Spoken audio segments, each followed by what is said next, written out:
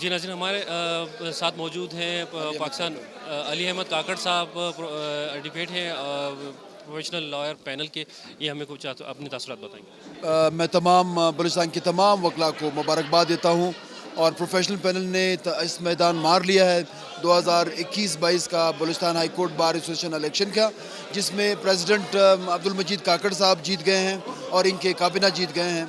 मैं तमाम वकला से ये ऐद करता हूँ अपने पैनल के बिहाफ पे, अपने काबिने के बिहाफ पे, इंशाल्लाह हम बलूचिस्तान में वकला के वकार के लिए, बलूचिस्तान की वसाइल और वसाइल के लिए हमारी इस काबिना को बरकरार लाएंगे।